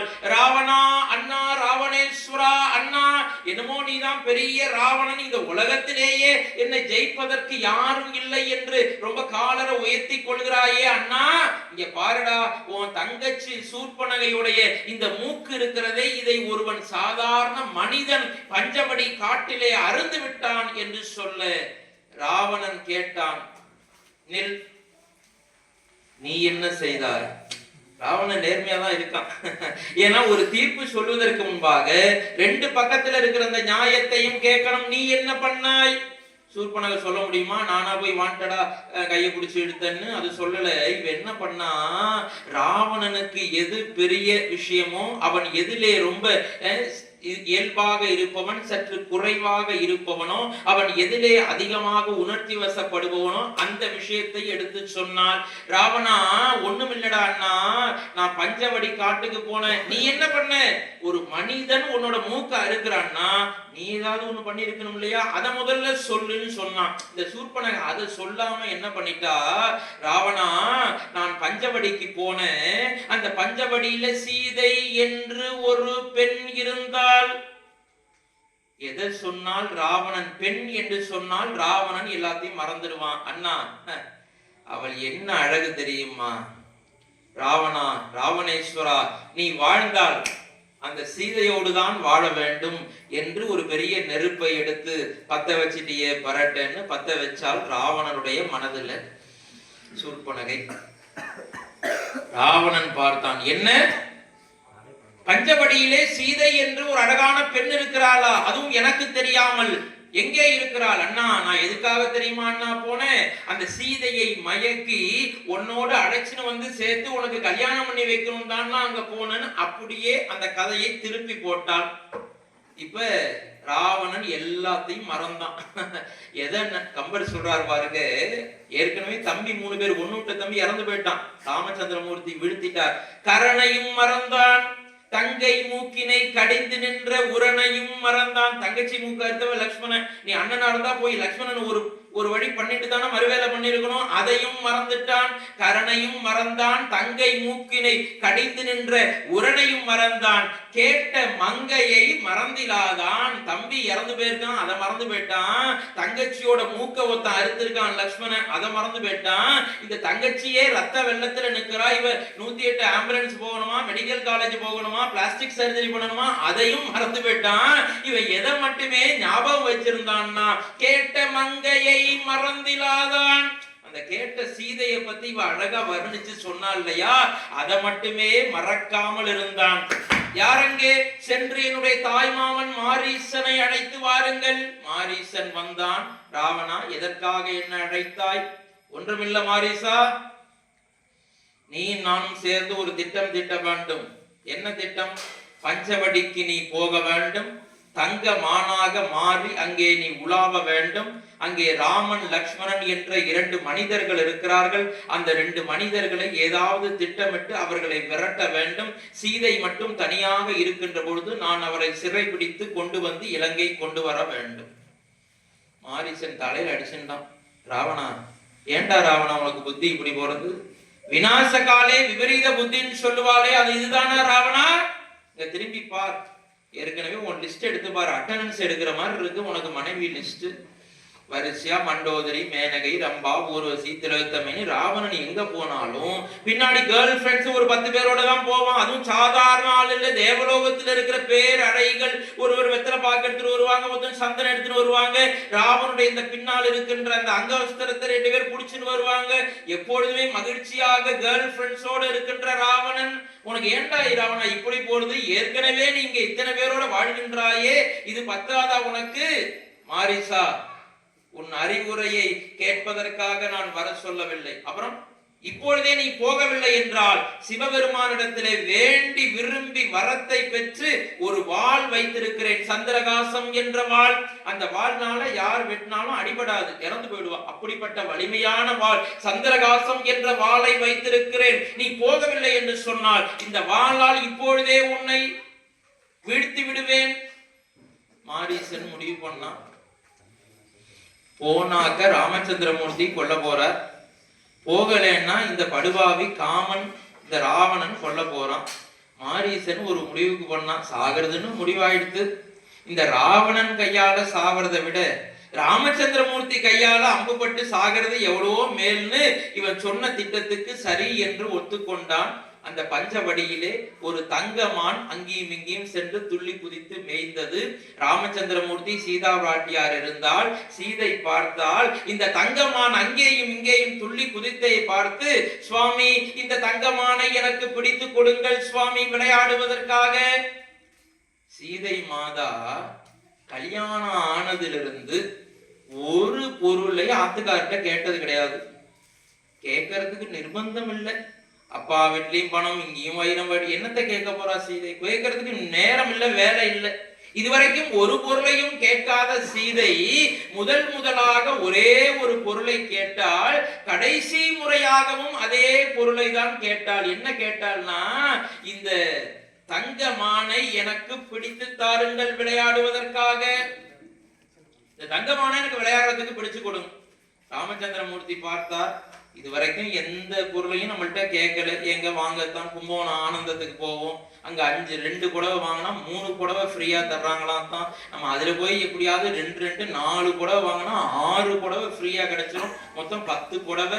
10 புடவை வாங்கினா ஒரு பெரிய பக்கெட் கொடுக்குறாங்களாம். பக்கெட் வாங்கினா ஒரு குண்டா கொடுக்குறாங்களாம். குண்டா வாங்கினா ஒரு அண்டா ஃப்ரீயா. இது எல்லாத்தையும் கொடுக்குறாங்க, வாங்கிட்டு வருவோன்னு இதுவரைக்கும் சீதை மாதா போனதில்லை. இந்த சீதை மாதா முதல்ல போய் கேட்டதே, இந்த மானை விளையாடுவதற்கு பிடித்து தாருங்கள். ராமச்சந்திரமூர்த்தி எழுந்தார். உடனே லக்ஷ்மண சுவாமி சொன்னார், அண்ணா இது வேண்டாம் அண்ணா. ராமச்சந்திரமூர்த்தி ஏதாவது ஒரு அந்த எடுத்துக்கு போகும்போது லட்சுமண சுவாமி அப்படி எதிர்த்து திசையில சொல்லுவார், எதிர்கருத்து சொல்லுவார். அண்ணா நான் இந்த காட்டுல கிட்டத்தட்ட ட்ரைனிங் ஆயிட்டேன், 12-13 வருஷம் ஆக போறது.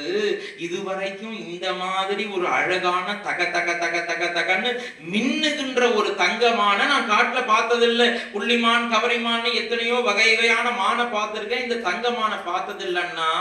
லக்ஷ்மணன் சொல்றான், இது அரக்கர்களுடைய சூழ்ச்சியாக இருக்கும் அண்ணா, அதனால் இது நமக்கு வேண்டாம். அறிவு வேலை செய்கிறது, ஆனால் உணர்ச்சி அதை அடக்கி ஆள்கிறது. உடனே சீதை மாதா சொன்னா, ஆமாங்க, நான் எதை சொன்னாலும் உங்க தம்பி அதுக்கு ஒரு முட்டுக்கட்டை போடுவார், அதனால அவர் ஒரு பக்கம் இருக்கட்டும், எனக்கு உடனே பிடிச்சு தாருங்கள் என்று கேட்க, ராமச்சந்திரமூர்த்தி கோதண்டத்தை எடுத்துக்கொண்டு கீழே இறங்கி போனார். தம்பி லக்ஷ்மணா இங்க வாப்பா. என்னன்னா உத்தரவு? நான் திரும்பி வரும் வரை நீ இங்கேயே இருப்பாய். என்ன சொல்றார்? நான் திரும்பி வரும் வரை லக்ஷ்மணா நீ இங்கேயே இருக்க வேண்டும். உத்தரவண்ணா அங்கேயே இருக்கிறார். இவர் போய் அந்த தங்கமான பிடிப்பதற்காக போனார். அது ஒரு 10 துள்ளு குதிச்சு ஒரு கொஞ்சம் தூரம் ஓடியது. ராமச்சந்திரமூர்த்தி ஓடினார். ஒரு 1 கிலோமீட்டர் ஓடினது.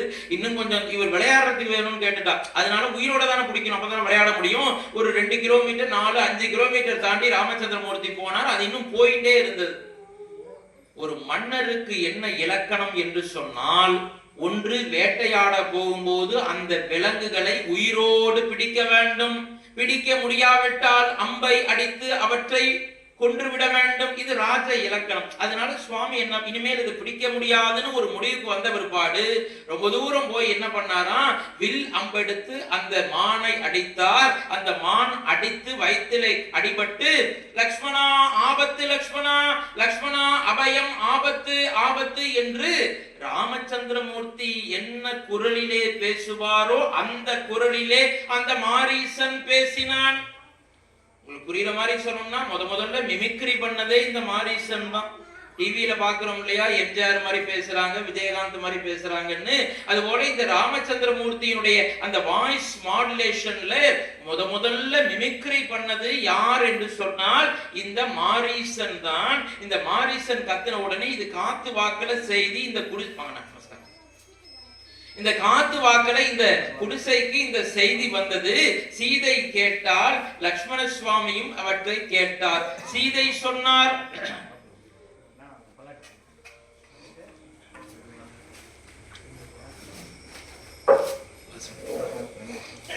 அந்த சீதையும் கேட்டால், லக்ஷ்மண சுவாமியும் கேட்டால். அன்பு வித்தியார்த்திகளை, தாய்மார்களை மறந்து விடாதீர்கள். என்ன சொன்னாரா லக்ஷ்மண சுவாமியை பார்த்து, தம்பி லக்ஷ்மணா உங்க அண்ணாவோட குரல் மாதிரி இருக்கப்பா. ஆமாம் மன்னி, நீ சீக்கிரமாக விரைந்து சென்று அண்ணனுக்கு என்ன ஆச்சு என்று பாரப்பா. மன்னி, நான் சொல்வதை தவறாக நினைக்க வேண்டாம் மாதா, சீதை மாதா, நான் உங்களை நமஸ்காரம் பண்ணி கேட்டுக்கொள்கிறேன், தவறாக நினைக்க வேண்டாம். எங்கள் அண்ணன் ராமச்சந்திரமூர்த்தி இருக்கிறாரே, அவருடைய கையிலே கோதண்டம் என்ற வில் இருக்கின்ற வரை முதுகிலே எடுக்க எடுக்க எடுக்க குறையாத அம்புரா துணிகள் இருக்கின்ற வரை இந்த உலகத்துல ராமச்சந்திரமூர்த்தி தனியாக இருந்தாலும், உலகமே எதிர்த்து வந்தாலும் தனியாக வெற்றி பெறக்கூடிய ஆற்றல் உடையவர் என்னுடைய அண்ணா ராமச்சந்திரமூர்த்தி. அண்ணாவை பற்றி உங்களுக்கு தெரியாது மாதா? அண்ணாவை முழுமையாக உணர்ந்த தம்பி நான் தான், அண்ணாவின் தம்பி. அதனால் ராமச்சந்திரமூர்த்திக்கு எந்த ஆபத்தும் வராது. லக்ஷ்மணா, இப்போதே நீ செல்ல போகிறாயா இல்லையா? மாதா, நான் சொல்வதை கேளுங்கள். அண்ணா போகும்போது என்ன சொன்னார்? நான் திரும்பி வரும் வரை தம்பி இங்கேயே இறப்பா என்றல்லவா சொன்னார். கேட்கல. சீதை ஒரு சின்ன ஒரு விஷயத்தை சொல்லிவிடுகிறாள். சொல்லக்கூடாத ஒரு சிறிய பொருள்படுகின்ற ஒரு செய்தியை சொல்லிவிடுகிறாள். தம்பி லக்ஷ்மணா, நீ ரொம்ப நேரம் இங்க நின்று இருக்கிறத பார்த்தா வேறு ஏதோ ஒரு தவறான சிந்தனையிலே நீ இருப்பது போலல்லவா என்னுடைய உள்ளத்திலே தோன்றுகிறது என்று சீதை அப்படி லேசாக நெருப்பினால் எடுத்து சுட, தீயினால் சுட்ட புண் உள்ளாரும் ஆறாதே நாவினால் சுட்ட வடு. நெருப்புல பட்டா கூட ஆறி போயிடும். ஆயின்மெண்ட் தடவைனா ஒரு 2 மாசத்துல ஆறி போய் பழைய தோல் கலரே வந்துடும். ஆனால் அப்படி சொல்லுனால கொஞ்சம் அப்படி தப்பா பேசிடுறா. லக்ஷ்மணன் பாவம், இதை எதிர்பார்க்கல லக்ஷ்மண சுவாமி. என்ன ஒரு உள்ளம் பாருங்க. மன்னிச்சுங்கோ, தப்பா நினைச்சுக்காதீங்கோ. இப்பொழுது நீங்கள் சொன்ன வார்த்தையை கேட்டுவிட்டு நான் இங்கேயே நின்று கொண்டிருந்தால் நீங்கள் சொன்னது உண்மையாகிவிடும். இப்பொழுதே செல்கிறேன் மாதா என்று சொல்லி அண்ணா என்ன பாதையில போனாரோ அதுல போனார். போயிட்டு அப்படி திரும்பி வந்து பார்த்தார். மன்னி, ஒரே ஒரு நமஸ்காரம் பண்ணி கேட்டுக்கிறேன், ஒரே ஒரு விஷயத்தை மட்டும் ஃபாலோ பண்ணுங்க என்று சொல்லி அகஸ்திய முனிவரிடத்திலே கற்ற மந்திரத்தினால் அந்த குடிசையை சுற்றி ஒரு கட்டு போட்டார். அம்பை எடுத்து வாசப்படியில் ஒரு கோடு போட்டார். அதுதான் லக்ஷ்மணன் போட்ட கோடு. மன்னி, ஞாபகம் வச்சுங்கோ, எக்காரணத்தை கொண்டு இந்த கோட்டை தாண்டி ஆத்த விட்டு வெளியில வராதீங்கோ. இந்த குடிசை வீட்டுக்குள்ளதான் இருக்கணும், இந்த கோட்டை தாண்டி வெளியில வரக்கூடாது என்று சொல்லி லக்ஷ்மணன் ஓட்டமும் நடையுமாக அண்ணாவினுடைய பாதைக்கு காட்டிய பாதையிலே போனான். இதுதான் சமயம் என்று பார்த்திருந்தான் ராவணனும். ராவணன் என்ன செய்தான்னா, நேரடியா வரல, ஒரு சிவ அடியாரை போல வேடமிட்டு கொண்டு பவதி பிச்சாந்தேகி, பிச்சையிடுங்கள், பிச்சை கேட்பது போல பவதி பிச்சாந்தேகி என்று கையிலே திருவோடு வச்சு பிச்சை எடுப்பதற்காக வந்தான். இவரை பார்த்த உடனே ஒரு சிவ அடியார் மாதிரி இருக்கு. சீதை மாதா உள்ள போனா, ராவணனும் வீட்டுக்குள்ள போவதற்கு முயற்சி பண்ணா. குறுக்க இருந்த அந்த கோட்டிலிருந்து நெருப்பு பற்றி எரிந்தது. ராவணன் பெரிய அறிவாளி உணர்ந்து கொண்டான். ஓ, லக்ஷ்மணன் ஏதோ மந்திர கட்டு போட்டு இருக்கிறான் என்று சொல்லி, இப்ப இதுதான் இந்த கோடு தான் இதுகிட்ட இருக்குன்னா ஒரு 10 தப்படி 5 தப்படி தள்ளி போய் ராவணன் நின்று கொண்டான்.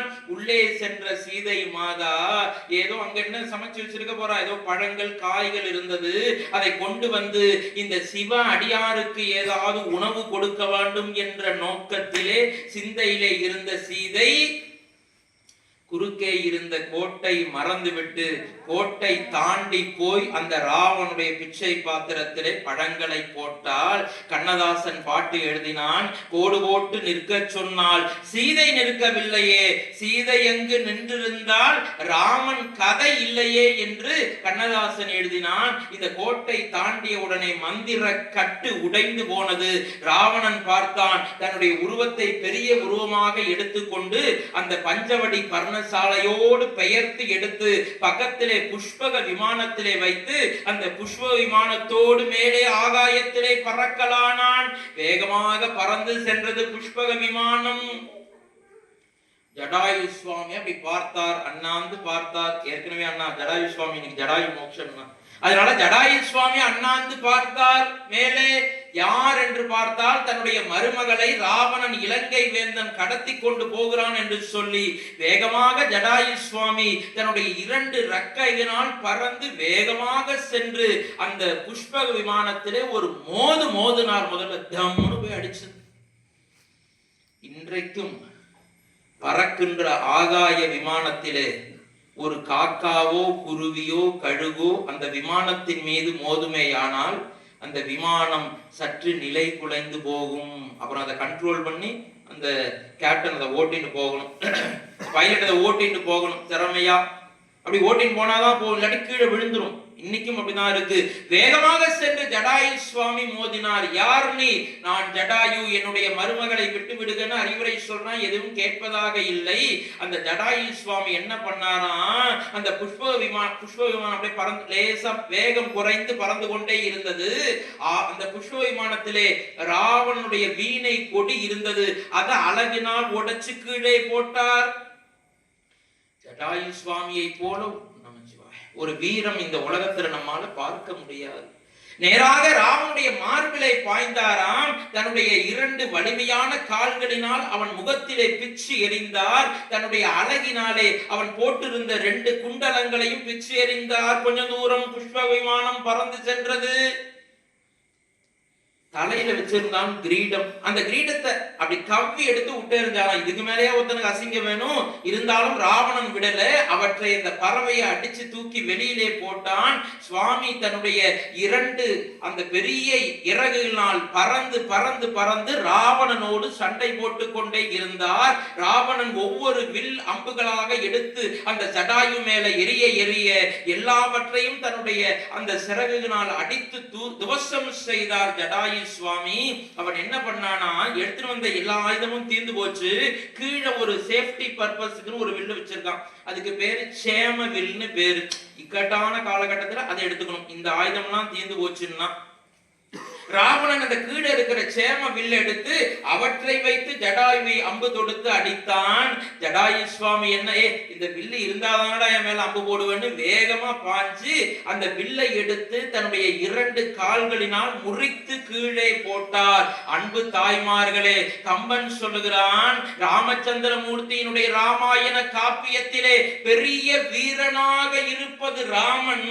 அந்த ராமனை என்ன செய்தார்? சீதாதேவி முந்தான நாள் கல்யாண கதை பார்த்தோம். அந்த சிவ தனுசுவை எடுத்து தன்னுடைய கையினால் அழுத்தி பிடிக்க அது உடைந்தது. கம்பர் ரொம்ப அற்புதமாக சொல்லுகிறார், காப்பிய தலைவனான ராமச்சந்திரமூர்த்தியே கையினால் அடித்து அழுத்தி பிடித்து வில்லை ஒடித்தார். ஆனால் இந்த ஜடாயு சுவாமி அதற்கு மேலே ஒருபடி மேலே போய் தன்னுடைய காலினாலேயே வில்லை ஒடித்து போட்டார். கையினால் ஒரு செயல் செய்வதை விட காலினால் செய்வது மேலும் வீரம். ராமனை விட ஜடாயு சுவாமியே வீரம் நிறைந்தவர் என்று கம்பன் போற்றுகிறார். ஜடாயு சுவாமியே வீரமா? அவர் கூட கையால தான் சார் உடைச்சா.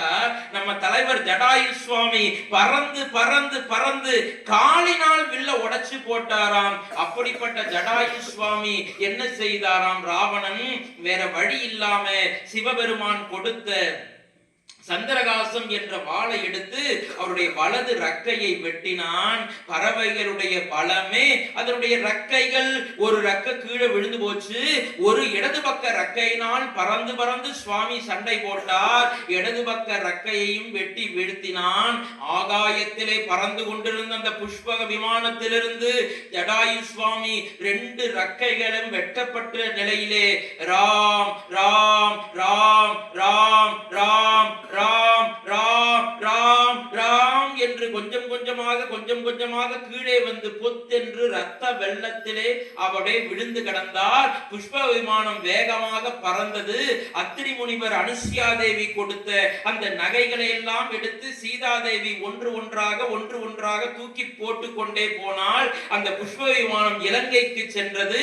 இலங்கையிலே அசோக மரத்துக்கு பக்கத்திலே அந்த சீதையை ராவணன் சிறை பிடித்து பக்கத்துல அரக்கிகளை காவலாக வைத்துவிட்டு அவன் அந்த புறத்தை பார்க்க போய்விட்டான். அடிபட்டது, அவ்வளவு மருந்து போட்டு டிஞ்சர் போட்டு ஒட்டிக்கணும், அங்கங்க பிளாஸ்டரி போட்டுக்கணும். அதனால ராவணன் ஜடாயு சுவாமியினால பாதிக்கப்பட்டதுனால நேரா இலங்கையில போய் ஆஸ்பத்திரியில போய் அட்மிட் ஆனா ராவணன். அவர்கள் அங்கேயே இருக்கட்டும். திருப்பி இந்த இடத்துக்கு வருவோம், பஞ்சவடிக்கு. பஞ்சவடியிலே லக்ஷ்மண சுவாமி தேடிக்கொண்டே போனார். 5 கிலோமீட்டர் ராமச்சந்திரமூர்த்தி போயிட்டார். இவர் ஒரு 2.5 கிலோமீட்டர் போனார். அண்ணனும் வேட்டமும் நடையமாக 2.5 கிலோமீட்டர் வந்தார். வந்த உடனே, லக்ஷ்மணா நீ என்னடா இங்க வந்த? நான் உன்னிடம் என்ன சொன்னேன் லக்ஷ்மணா? நான் மீண்டும் வரும் வரைக்கும் நீ சீதையை விட்டு வரக்கூடாது என்றல்லவா சொன்னேன் கேட்டார் ராமச்சந்திரமூர்த்தி. லக்ஷ்மண சுவாமி பதிலே சொல்லல. இப்ப இருக்கிற ஒரு சாதாரண தம்பி, இதே கதை இப்ப நடக்குதுன்னு வச்சுக்கோ, தம்பியா இருந்தா என்ன சொல்லிடுமா? நீ சொன்னதுக்காக நான் அங்கதானே நின்றுட்டு இருந்தேன், நீ ஒண்ணு கட்டிட்டு வந்தியே, அதுதானே என்ன இங்க விரட்டி விட்டது அப்படின்னு சாதாரண ஒரு உலகியல் நடையில் சொல்லியிருப்பான். ஆனா லக்ஷ்மண சுவாமி எதுவுமே சொல்லல. அந்த இடத்துல அந்நியம் உண்மை அதுதான். அப்படி சொன்னா கூட நியாயம் தானே. அவர் அங்கதான் நின்று சீதை தானே நீ போப்பான விரட்டி விட்டா, கொஞ்சம் தப்பான பொருள் படுற மாதிரி விரட்டி, அதையும் அப்பயே சொல்லியிருக்கலாம். ஆனால் லக்ஷ்மணன் எதுவும் சொல்லவில்லை. என்ன செய்தாராம் லக்ஷ்மண சுவாமி, அண்ணா என்னை மன்னித்து விடுங்கள் என்று ராமச்சந்திரமூர்த்தியுடைய பாதத்தை பற்றி கண்களிலே தொற்று பற்றி கொண்டு தலையை தொங்க போட்டுக் கொண்டு கீழே வருத்தமாக இருந்தார். தலைவருக்கு புரிந்து விட்டது, ஏதோ ஒரு சின்ன சிக்கல் அங்க பஞ்சவடியிலே நடந்திருக்கிறது என்பதை உணர்ந்து கொண்ட ராமச்சந்திரமூர்த்தி, லக்ஷ்மணா வாடா போய் சீதை என்ன ஆச்சுன்னு பாப்போம்னு ஓட்டம் நடையுமாக இருவரும் பஞ்சவடிக்கு வருகிறார்கள். வந்து பார்த்தால் அங்கே அந்த குடிசை பர்ணசாலையை காணோம். வடிவேல் சொல்ற மாதிரி கிணத்தையே காணோம் என்பதை போல பஞ்சவடியில் அந்த குடிசையவே காணோம். ராமச்சந்திரமூர்த்தி, சீதா தம்பி என்னடா இது, இங்கதானடா குடிசை இருந்தது, குடிசை போட்ட அந்த அடையாளம் இருக்கடா, யாரோ ஒருத்தன் பெயர்த்து எடுத்துட்டு போயிட்டானடா, என்ன ஆச்சுடா தம்பி, சீதா என்ன ஆனது என்று இருவரும் பதறுகிறார்கள். அப்பொழுதும் உணர்ச்சி வசப்படாமல் லக்ஷ்மணன் சொன்னான், அண்ணா பதட்டப்படாதீங்க அண்ணா, இதோ பாருங்கள் புஷ்ப விமானம் போன அந்த சக்கரத்தினுடைய அடையாளம் இருக்கிறது. அந்த புஷ்ப கொஞ்சம் தூரம் அப்படி போய் தானே மேல டேக்கப் ஆகும் விமானம், அந்த பக்கத்துல நாம போவோம்னான்னு இருவரும் அங்கே போனார்கள். கொஞ்ச தூரம் போன உடனே இந்த சக்கரத்தினுடைய அச்சு மறைந்தது, வீணை கொடி கீழே கிடந்தது. இன்னும் கொஞ்சம் தூரம் இருவரும் போனார்கள். 2 குண்டலங்கள், ராவனுடைய 2 குண்டலங்கள் கிடந்தது. இன்னும் கொஞ்சம் தூரம் ஓட்டம் நடையமாக போனார்கள். ராவணனுடைய தலையிலே வைத்திருந்த கிரீடம் கடந்தது. இன்னும் கொஞ்சம் தூரம் போனார்கள், ஒரு ஒடிந்த வில் கடந்தது. இன்னும் கொஞ்சம் தூரம் போனார்கள் இருவரும், ஒரு பெரிய ஜடாயு சுவாமியுடைய வலது ரக்கை கீழே வெட்டப்பட்டு கடந்தது. இன்னும் கொஞ்சம் தூரம் போனார்கள், இடது ரக்கை அங்கே வெட்டப்பட்டு கடந்தது. இன்னும் கொஞ்சம் தூரம் இருவரும் போனார்கள், ஒரே ஒரு சப்தம் மட்டுமே கேட்டுக்கொண்டிருந்தது, ராம் ராம் ராம் ராம் ராம் என்று ஒரே ஒரு சத்தம் மட்டுமே கேட்டுக்கொண்டிருந்தது. ராமச்சந்திரமூர்த்தி ஓடோடி போய் ஜடாயு சுவாமி எடுத்து மடியிலே வைத்துக் கொண்டு, பெரியப்பா என்ன ஆயிற்று பெரியப்பா, உங்களுக்கு என்ன நடந்தது, தம்பி லக்ஷ்மணா போய் அந்த பச்சை இலையெல்லாம் பறிச்சுட்டு வாடா, அந்த 2 ரக்கை எடுத்துட்டு வா, 2த்தையும் ஒட்ட வச்சு அந்த பச்சை இலை சார ஏற்கனவே படிச்சிருக்காரு வசிஷ்டர்கிட்ட, அகஸ்திய முனிவர்கிட்ட, இதெல்லாம் படிச்ச ராமச்சந்திரமூர்த்தி, வாடா உடனடியா ட்ரீட்மெண்ட் பண்ணிடுவோம், அந்த ரெக்கையும் மூலிகை சாறையும் கலந்து அதுல வச்சு ஒட்டி விட்டோம்னா நம்ம தென்னை மறுபடி கட்டு மாதிரி இது மறுபடியும் ஒட்டினுப்பா, உடனடியாக செய்யணும் என்று சொன்னோம்னே இந்த அழகினால் ஜடாயு சுவாமி ராமச்சந்திரமூர்த்தியுடைய கன்னத்தை கொத்தி சொன்னார், ராமா அந்த நிலையெல்லாம் நான் கடந்து போய்விட்டேனேப்பா. அதை ஒட்ட வைக்கிறதுக்கும் ஒரு குறித்த காலம் இருக்கு, அதற்குள்ள அதை ஒட்ட வச்சா அது ஒட்டிக்கும். வேண்டாம் ராமா, பெரியப்பா என்ன சொல்கிறீர்கள், என்ன நடந்தது, ராமா நான் சொன்னேனேப்பா, பஞ்சவடிக்கு வருகின்ற பொழுது சொன்னேனேப்பா, சீதையை தனியாக விட்டு விட்டு போகாதீர்கள் என்று சொன்னேனேப்பா என்று சொல்லி சீதையை ராவணன் புஷ்ப விமானத்திலே கடத்தி கொண்டு போய்விட்டானப்பா. அந்த செய்தியை உன்னிடம் சொல்லுவதற்காகத்தான் நான் என்னுடைய உயிரை இந்த உடலோடு பார்த்து கொண்டு பொத்தி பொத்தி காத்து கொண்டிருந்தேன். ஏற்கனவே ரத்தம் நிறைய போய்விட்டது ராமா என்று ஜடாயு சுவாமி இந்த தகவலை சொன்ன ராமச்சந்திரமூர்த்தி பெரியப்பாவை இறுக கட்டி அணைத்து கொண்டு ஓவென்று அழுதாராம். பெரியப்பா ஏற்கனவே தசரத சக்கரவர்த்தி இழந்து விட்டு நாங்கள் இருக்கின்றோம், இப்பொழுது நீங்களும் போய்விட்டால் நான் என்ன செய்வேன் பெரியப்பா என்று கதற ராமச்சந்திரமூர்த்தியினுடைய மடியிலே நன்றாக கைகளை கூப்பிக்கொண்டு பிரார்த்தனை செய்து கொள்ளுங்கள் பெரியோர்களே தாய்மார்களே. ராமச்சந்திரமூர்த்தியினுடைய மடியிலேயே ஜடாயு சுவாமியினுடைய இந்த ஆன்மா அந்த உடலை விட்டு கொஞ்சம் கொஞ்சமாக பிரிந்து சென்று நேரடியாக வைகுண்டத்தை சென்று அடைந்தது. உலகத்திலே ராமனே மகனாக பிறந்திருந்தாலும் தசரத சக்கரவர்த்திக்கு கிடைக்காத பேரு இந்த ஜடாயு சுவாமிக்கு கிடைத்தது. ராமன் அழுதார், புரண்டார், கண்களிலிருந்து தாரை தாரையாக தண்ணீர் வந்தது. அவரால் அழுகையை அடக்க முடியவில்லை. தம்பி லக்ஷ்மணா, பெரியப்பாவுக்கு நாம என்ன காரியம் செய்ய? அண்ணா சீதை, இருடா தம்பி, முதல்ல பெரியப்பாவுக்கு உண்டான காரியத்தை செய்து முடிக்க வேண்டும் என்று ஒரே ஒரு வார்த்தை தான் சொன்னார் ஜடாயு சுவாமி.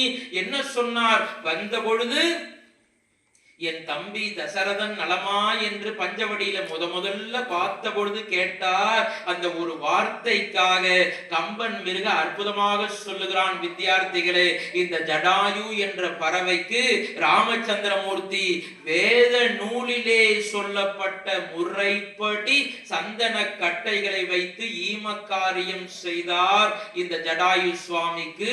இதுதான் ஜடாயுனுடைய மோட்சம் அடைந்த வரலாறு.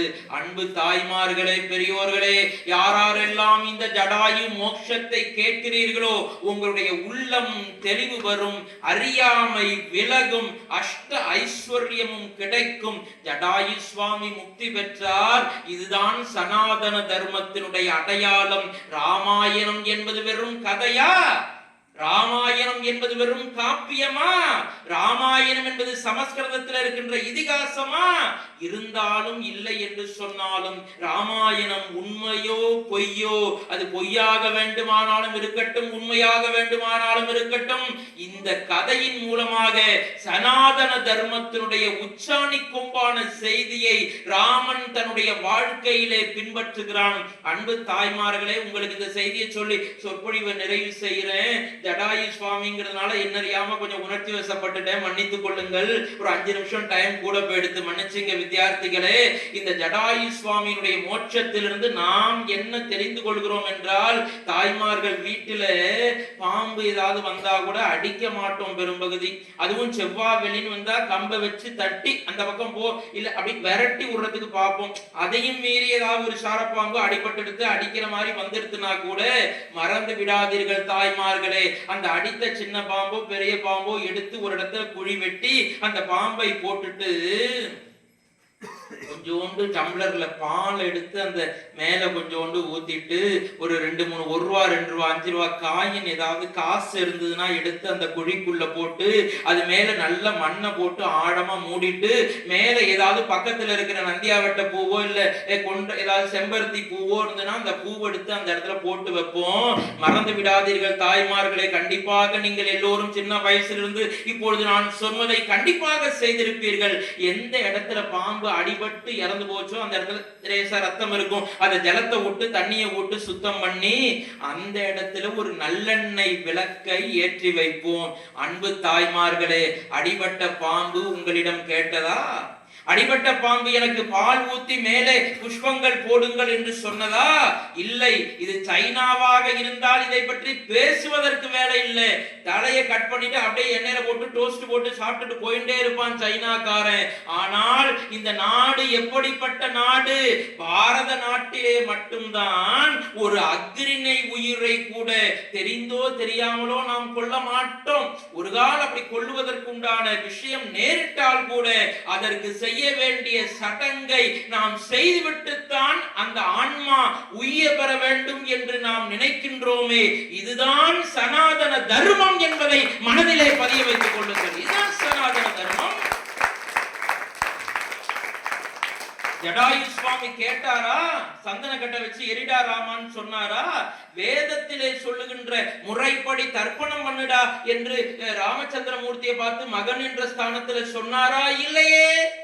இங்க எப்படி தசரதற்காக செய்தாரோ அதுபோல இந்த கதை வைத்தீஸ்வரன் கோயில்ல உண்டு. நமக்கு தெரியும் வைத்தீஸ்வரன் கோயில் புல் இருக்கு வேலூர். ஜடாயுனுடைய அந்த மோட்சம் அடைந்த இடமே அந்த வைத்தீஸ்வரனுடைய பிரகாரத்துல சுத்தி வந்தா அங்க இருக்கும் ஜடாயு மோட்சம் அடைந்த இடம்னு.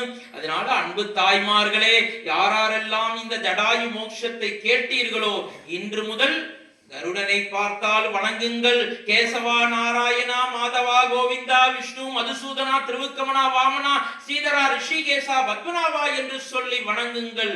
ஆனால் கழுகை பார்த்தால் வெறுக்க வேண்டிய அவசியம் இல்லை.